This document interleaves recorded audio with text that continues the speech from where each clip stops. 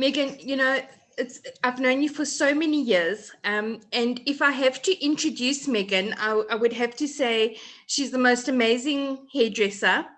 Not only is she fantastic with her job of actually doing hair, but she has an absolute heart of gold and is really caring about her customer. But I don't want to introduce you, Megan. I think you should introduce yourself and your business and tell us a little bit about how it all came to be.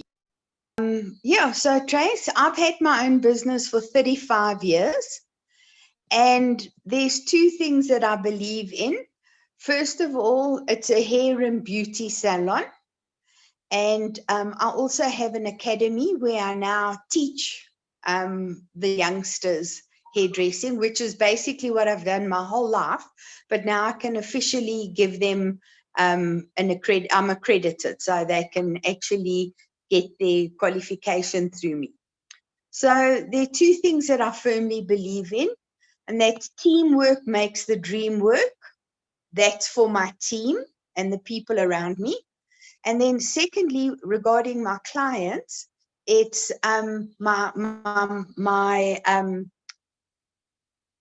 motto. What do you call it? Business statement or whatever it is with individual needs. And I think that just covers not only the business side, but also my personal philosophy in life. Celebrating each person as an individual and understanding that we each have individual needs.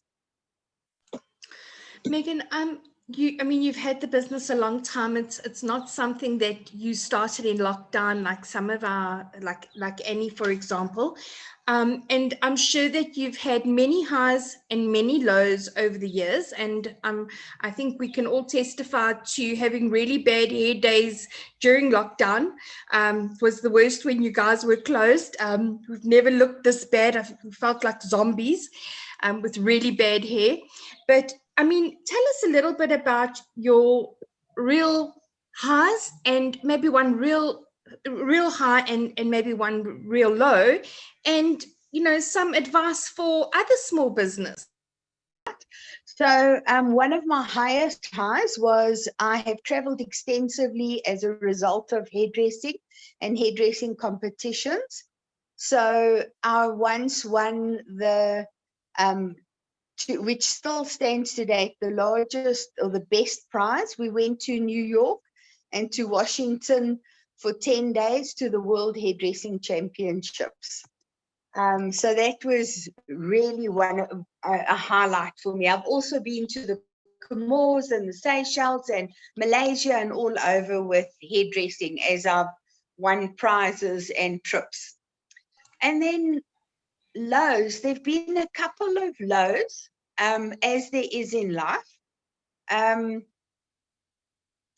Well, 2008 was very challenging, but on the 5th of December 2015, I was going to an end of year function, very excited, all the girls were going, and right outside the restaurant, I was involved in a head-on car collision.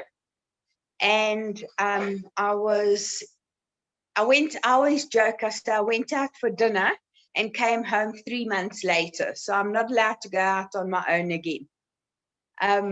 But yeah, I was in hospital for 3 months, and it's basically taken me 5 years to get over that accident. And I was in a wheelchair for 4 years. So I've had to maintain my business from a wheelchair. But you're out of that wheelchair now, right? I've been out of the chair since February this year. Wonderful news. It's great. I'm sure your staff are just as happy to have you back on your feet, huh? Absolutely. In more ways than one. Yes. Great. So if there's one piece of advice that you have to give us as small business owners this evening, to sum it up, what would that be? Always remain sincere and always remain true. Remain true to who you are as a business person. never let your standards slip. That's great advice, Megan. And I Thank you think so much. most of us sell feel good. Yeah. Yeah, I read a quote once that really resonated with me, and I think it's something that I've really kept very close to my heart throughout my working career. But it's not so much what you say to people; it's how you make them feel. And I think, especially when we are in tough times, that becomes even more important. But in saying that, like you say, always be sincere about it. Tracy, I just wanted to reiterate what everybody else has said. I think this has been hugely informative, and I'd really like to thank you for doing this evening.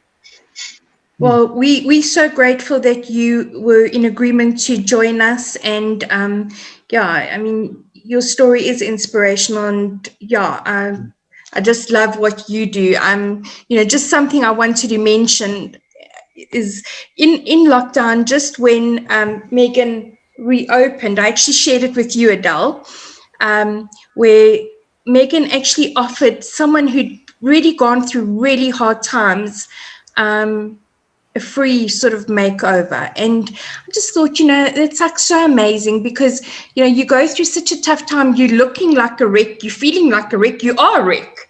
And here comes someone and just says, you know what, come, I want to just make a little difference in your life. And that just getting your hair done and just feeling better about yourself, I mean, you just feel like a different person. So I just love your heart